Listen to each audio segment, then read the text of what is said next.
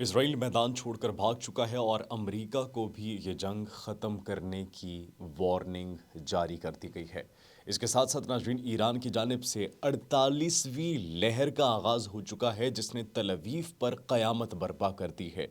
Nitin Yahoo, اس کے اہم جرنیل اور اس کے بھائی کو جہنم واصل کرنے کی خبریں موصول ہو رہی ہے، لیکن اس میں کتنی حقیقت ہے ناظرین اس پر بھی بات کریں گے۔ امریکہ کی جانب سے بھی ناظرین کچھ سٹرائکس کی گئی ہیں، کن مقامات کو نشانہ بنایا گیا ہے وہ آپ کے ساتھ شیئر کریں گے۔ ترکیہ کی جانب سے ایران سے اجازت مانگی جاتی ہے جہاز کو گزارنے کی، اب ایران نے اس ریکویسٹ کو ایکسیپٹ کیا ہے یا پھر نہیں کیا، اس پر بھی ناظرین آج ہم بات کریں گے۔ اس کے ساتھ ساتھ سعودی عرب پر بڑے پیمانے پر امریکی کچھ اثاثوں کو نشانہ بنایا گیا ہے ملینز آف ڈالرز کے۔ عراق کے اندر مزید امریکی اثاثوں کو نشانہ بنایا گیا ہے۔ عراق کے اندر جو طیارہ حادثہ ہوا تھا وہ طیارہ کتنی قیمت کا تھا اور اس کے اندر کیا کوئی سروائیو کر پایا یا پھر نہیں، اس حوالے سے بھی ناظرین خبریں موصول ہوئی ہے۔ اسرائیلی فضائی حدود پر ایران کی جانب سے کتنا کنٹرول ہے، اس حوالے سے بھی خبریں موصول ہوئی ہیں، اس پر بھی بات کریں گے۔ آپ سب پر سلامتی ہو، انفولڈ پاکستان میں خوش آمدید کہتے ہیں۔ ناظرین سب سے پہلے اگر بات کریں، ہم نے کہا اسرائیل بھاگ چکا ہے، بالکل آپ نے ٹھیک سنا، اسرائیل بھاگ چکا ہے۔ وائی؟ متحدہ عرب امارات سے جتنے بھی اسرائیلی شہری وہاں پر موجود تھے وہ بھاگ چکے ہیں اور وہ فلائٹس کے تھرو تل اویو پہنچ چکے ہیں۔ تل اویو میں 600 کے قریب اسرائیلی شہری جو کہ متحدہ عرب امارات کے اندر ان کی کل تعداد موجود تھی وہ وہاں پر بھاگ کر چلی گئی ہے، اور یہ ایران کی ایک بہت بڑی جیت ہے کیونکہ ایرانی عوام آن دی ادر ہینڈ ایران کے اندر موجود ہے۔ ایرانی عوام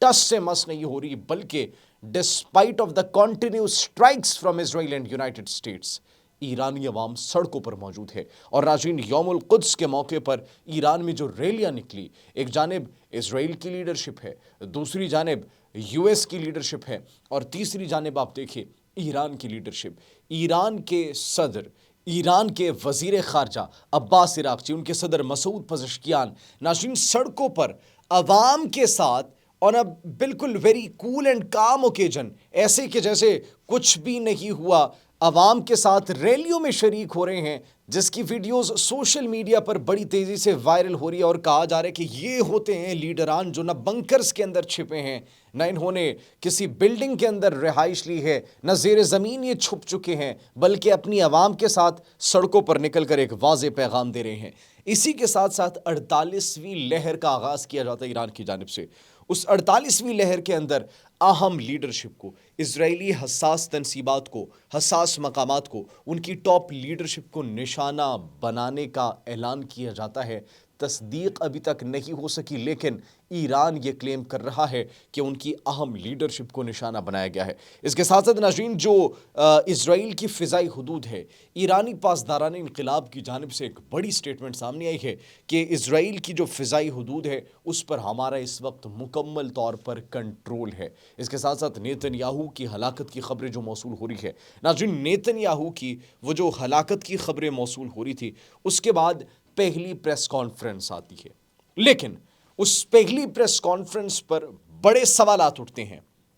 اور کہا جاتا ہے کہ مصنوعی ذہانت سے تیار کی گئی ایک پریس کانفرنس ہے۔ یہ صرف دنیا کی آنکھوں میں دھول جھونکنے کے لیے پریس کانفرنس کی گئی ہے۔ یہ نیتن یاہو نہیں ہے، بلکہ یہ اے آئی پر مبنی ایک ویڈیو ہے۔ ان کے ہاتھوں کی موومنٹ ان یوجول سی دکھائی دیتی ہے، ان کی بول چال بڑی ان یوجول سی دکھائی دیتی ہے، ہاتھوں کے اشارے وہ اپنے الفاظ کے ساتھ بڑے ان یوجول تھے۔ اس کے ساتھ ساتھ کئی جگہ پر ان کو جب زوم کر کے دیکھا گیا تو ان کے ہاتھوں کے اندر جو وہ گیپس تھے، کبھی گیپس نظر نہیں آ رہے، کبھی 6 انگلیاں نظر آ رہی ہیں ان کے ہاتھوں کی،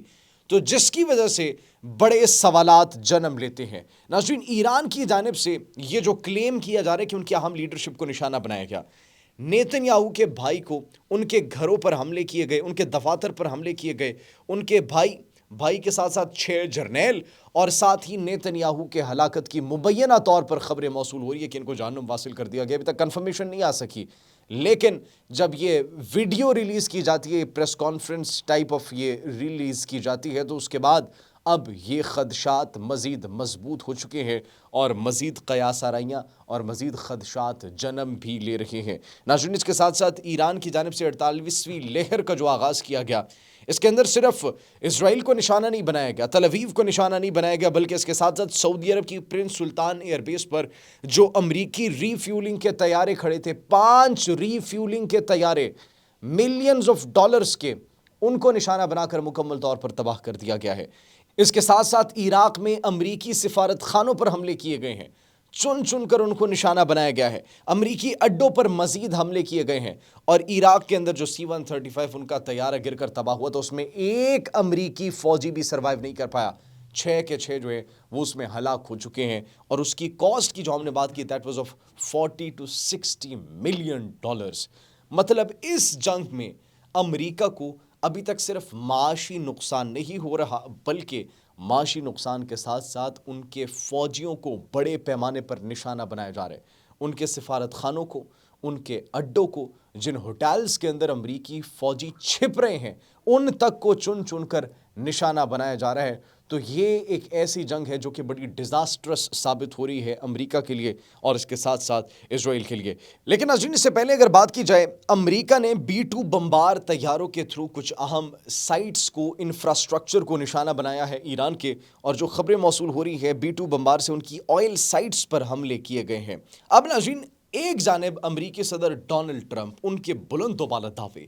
ہم ایران کی عوام کو بچانے کے لیے آ رہے ہیں، ہم ایران کی عوام کو محفوظ دیکھنا چاہتے ہیں، آزاد دیکھنا چاہتے ہیں، ہم یہ ان کے لیے سب کر رہے ہیں، اور دوسری جانب یہ انفراسٹرکچر کو تباہ کرنا، ان کی فیسلٹیز کو تباہ کرنا، شہریوں کو نشانہ بنانا، سکولز پر حملے کرنا، تو اس سے آپ اندازہ لگا سکتے ہیں کہ یہ منافقت کی انتہا ہے۔ یہ کس طریقے سے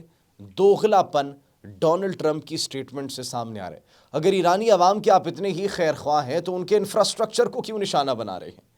اگر ایرانی عوام کے اتنے آپ خیر خواہ ہیں تو سکولوں کو، شہریوں کو کیوں نشانہ بنایا جا رہا ہے؟